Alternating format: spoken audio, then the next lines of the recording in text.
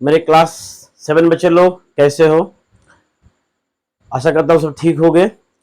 आज हम लोग कुछ केमिस्ट्री का कुछ चैप्टर करेंगे, बहुत इंपॉर्टेंट है। ये सिर्फ क्लास 7 के लिए नहीं है, क्लास 9 के लिए भी बहुत जरूरी होगा, क्योंकि इसमें डिफरेंट एलिमेंट हो गया, डिफरेंट कंपाउंड्स के बारे में सीखेंगे हम लोग। उससे पहले एटम्स के बारे में थोड़ा सीख लेते हैं, ठीक है। एटम्स क्या होता है? एटम्स तुम्हारा जो एलिमेंट होता है, एलिमेंट का सबसे स्मॉलेस्ट पार्ट को हम लोग एटम बोलते हैं, ठीक है। देखते हैं कुछ इंपोर्टेंट 20 एलिमेंट का नाम लिख लेते हैं, उसके बारे में जानकारी दे देते हैं, उसके बाद हम लोग धीरे धीरे आगे बढ़ेंगे, ठीक है। मैं जो जो लिख रहा हूँ उसको नोट करना, ओके। चलो,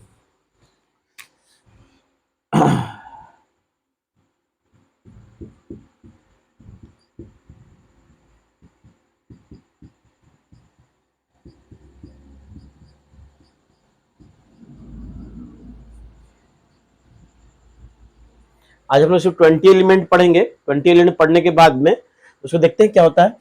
देखो, ये होता है atomic number, this is your atomic number. फिर उसका सिंबल, फिर उसका नाम, नेम, ठीक है। अच्छी तरह से करना है, बहुत इंपॉर्टेंट टॉपिक है, बेसिक है केमिस्ट्री का। ये ला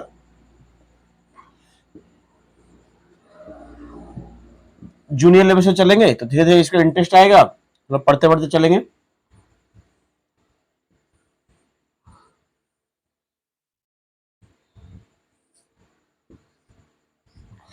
जैसे कि सिंबल, एक नंबर में हम लोग आता है हाइड्रोजन, सेकंड में हीलियम, थर्ड में लिथियम, फोर्थ में beryllium, boron, carbon, nitrogen, oxygen, fluorine, neon, sodium, magnesium, aluminium, silicon, phosphorus, sulphur, chlorine, argon, फिर पोटेशियम, फिर एकदम नीचे में मेरा कैल्शियम होता है, Ca कैल्शियम, ठीक है।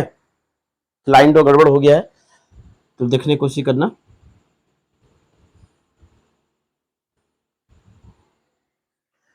तो इसका नाम हाइड्रोजन है, HYDROGN, hydrogen. Helium, lithium, beryllium, boron, carbon, nitrogen, oxygen, oxygen, फिर फ्लोरीन, ठीक है। फिर neon, sodium, magnesium, aluminium, silicon, phosphorus, फिर सल्फर, सल्फर, क्लोरीन, आर्गन, फिर आपका पोटेशियम, फिर लास्ट में कैल्शियम, CaLCium, कैल्शियम, ठीक है। आपका यहाँ पर 20 एलिमेंट है, इसको आप अच्छी तरह से नोट कर लीजिएगा, ठीक है। अच्छी तरह से नोट करना है। यहाँ पर ये जो आपका जो 1 नंबर, 2 नंबर, 3 नंबर, 4 नंबर, जो नंबर देखे हमने 20 तक लिखे ना, ये सब क्या है ना, ये सब प्रोटॉन से। अब नाम सुने होंगे, प्रोटॉन, इलेक्ट्रॉन, न्यूट्रॉन, इसके बारे में थोड़ा पढ़ लेते हैं। पढ़ने के बाद क्या होगा ना, हमको और भी इसका क्लैरिटी चले आएगा, ठीक है। देखते हैं पहले तुम सबका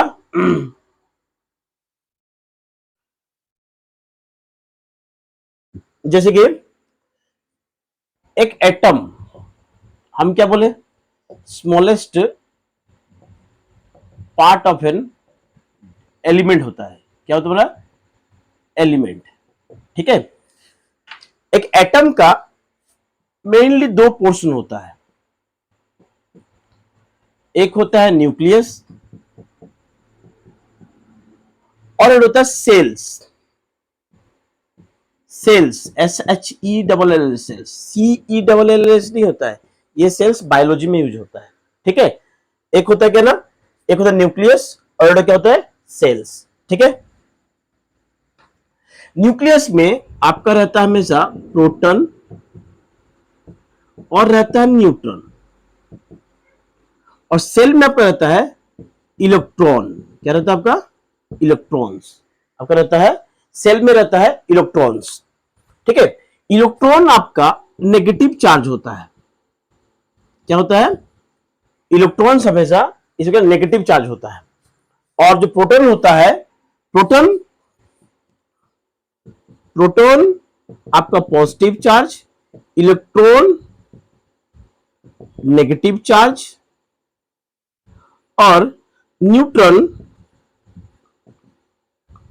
नो चार्ज, मैंने कोई भी चार्ज इसमें आपका नहीं होता है, कोई भी चार्ज नहीं होता है। ठीक है। फिर उसके बाद में इसके बाद और थोड़ा डीपली चलते हैं। तो क्या एक ही सेल है? क्या ये एक एटम में क्या एक ही सेल है? हो सकता, 2 सेल हो सकता है, 3 सेल हो सकता है, 4 सेल हो सकता है, 5 सेल हो सकता है। देखते हैं क्या होता है सेल्स। एटम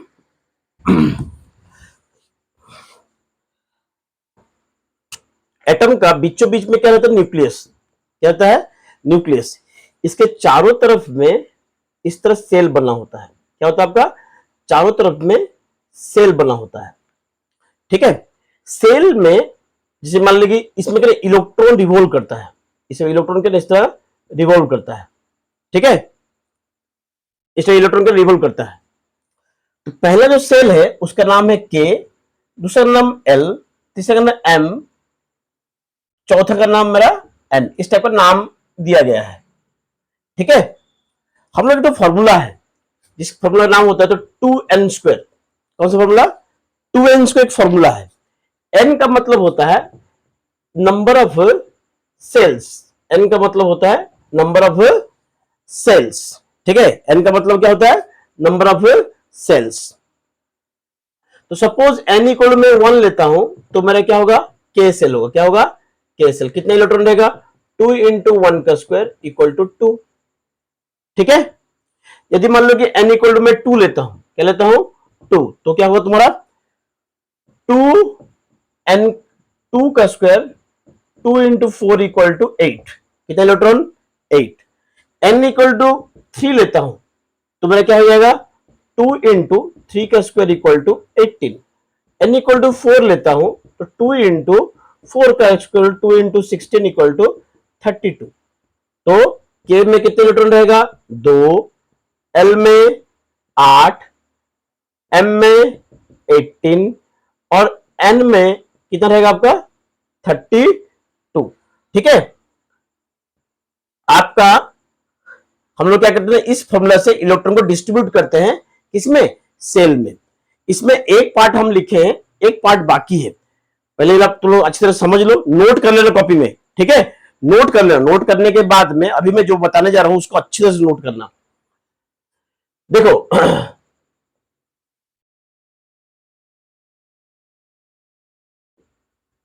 लाइन खींचने में थोड़ा गड़बड़ हो गया, बड़ी जरूरी है लाइन, तो के बाद में समझ भी नहीं आएगा।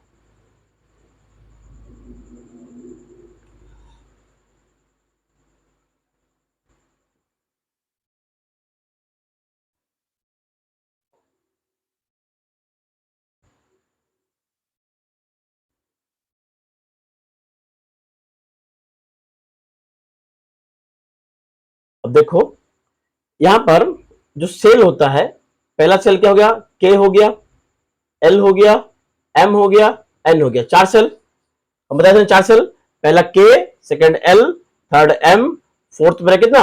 एन। ठीक है। यहां 4 सेल। पहला सेल में इलेक्ट्रॉन देखेंगे, सेकंड सेल में इलेक्ट्रॉन देखेंगे, थर्ड सेल में इलेक्ट्रॉन देखेंगे, फिर फोर्थ सेल में इलेक्ट्रॉन देखेंगे। देखो के में एटॉमिक नंबर कितना? 1 है। एटॉमिक नंबर में कितना है? 1 है। इसको थोड़ा एक्सप्लेनेशन करते हैं। याद रखना, ये एटॉमिक नंबर क्या होता है मेरा, atomic number equal to number of protons होता है। क्या होता है, नंबर ऑफ प्रोटॉन्स। और एक बात याद रखना, जितना प्रोटॉन होगा उतना ही मेरे कहते इलेक्ट्रॉन्स, जितना प्रोटॉन उतना ही इलेक्ट्रॉन्स, जितना पॉजिटिव चार्ज उतना ही मेरा क्या ना नेगेटिव चार्ज भी होता है, जितना पॉजिटिव चार्ज उतना ही मेरा नेगेटिव चार्ज। ठीक है, इसीलिए जो एटम होता है ना वो इलेक्ट्रिकली क्या होता है, न्यूट्रल होता है। ठीक है, अब देखेंगे यहां पर मेरा कितना इलेक्ट्रॉन्स है, ये भी जितना भी हमने दिखाया ना, जैसे मैंने के में 2 इलेक्ट्रॉन्स, एल में 8 electrons, these are the electrons है, प्रोटॉन न्यूट्रॉन नहीं है। प्रोटॉन न्यूट्रॉन हमेशा न्यूक्लियस के अंदर में रहता है। क्या रहता है, न्यूक्लियस के अंदर में। ठीक है, तो देखते हैं 1 इलेक्ट्रॉन, इसमें कितना तुम्हारा है, atomic number 1 1 proton, that means इसका कितना एक ही इलेक्ट्रॉन है। यहां 2 इसमें देखो 2, के में मैक्सिमम 2 इलेक्ट्रॉन्स रह सकता है, तो 2 1 2 2 2 3, 2 से ज्यादा ही होते ही ना वो एल सेल में चले जाएगा। किस में चले जाएगा, एल सेल में चले जाएगा। जैसे ही एल मैंने 2 से ज्यादा होगा वो एल में चले जाएगा।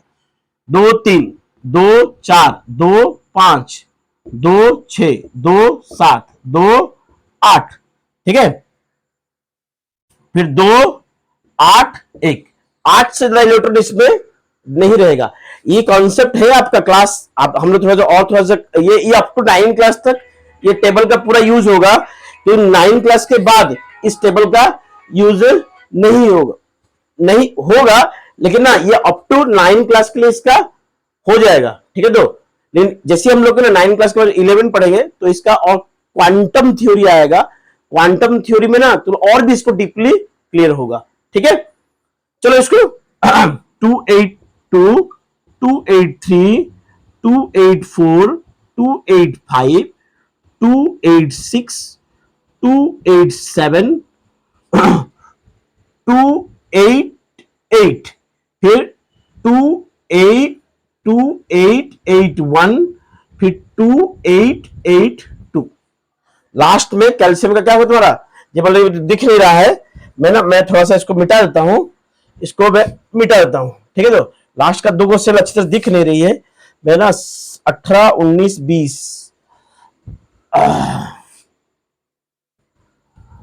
18 से 18 19 20, 18 में क्या था ना, आर्गन पोटेशियम और कैल्शियम, इसका 4 सेल के एल एम एन, आर्गन का 18 है, 2 8 8, ठीक है, 288, फिर यहाँ पर 2881 2882, लास्ट का 3 सेल है।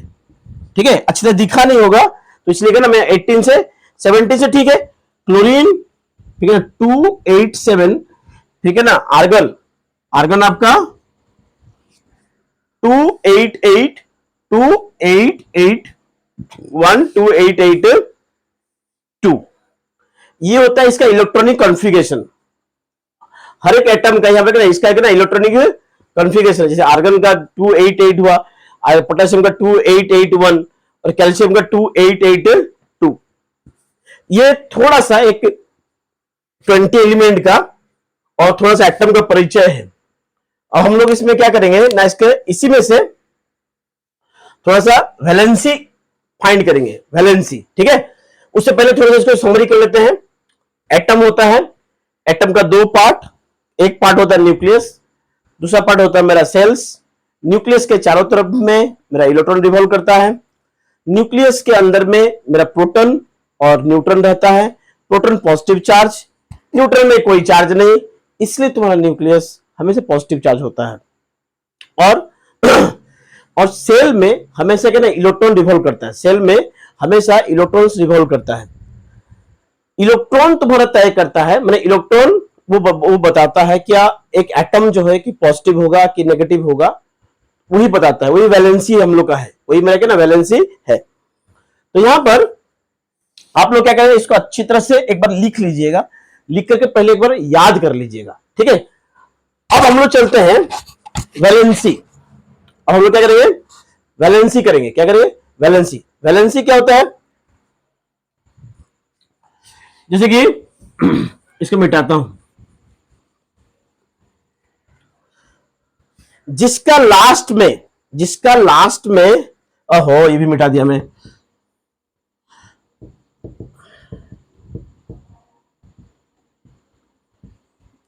जल्दबाजी में मिटा दिया।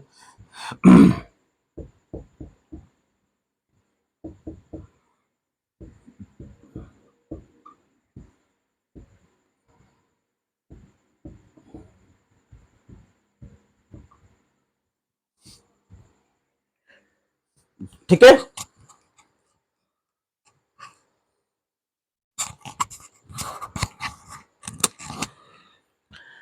ठीक है। तब 2 8 8। अब बता तो वैलेंसी क्या है? लास्ट का जिसका 1 2 3, क्या बोले, जिसका लास्ट में 1 2 3 रहेगा तो उसका वैलेंसी वही है। जैसे कि लास्ट में हाइड्रोजन का 1 है तो इसका वैलेंसी फिर कितना? 1। लास्ट में जो 2 है, कुछ एक्सेप्शनल केस है, इसका वैलेंसी 2 नहीं होगा। ठीक है, बताऊंगा इसके बारे में। लास्ट में इसका 1 है तो इसका वैलेंसी 1, इसका लास्ट में 2 है तो इसका वैलेंसी 2, इसका 3, इसका मेरा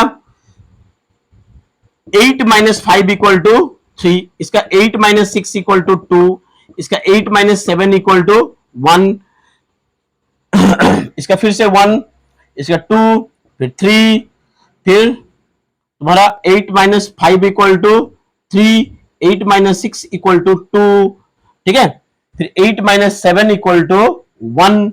यहां पर कितना तुम्हारा ये इसका बैलेंसी 1, इसका बैलेंसी 2।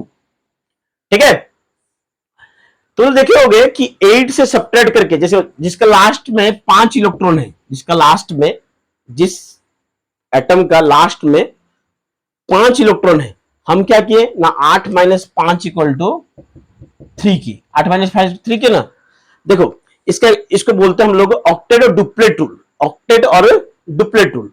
ऑक्टेट डुप्लेट रूल क्या होता है ना, ये रूल में क्या बोलता है कि जिस एटम का लास्ट सेल में 2 इलेक्ट्रॉन होगा या 8 इलेक्ट्रॉन होगा तो वो स्टेबल होता है। वो क्या होता है तुम्हारा?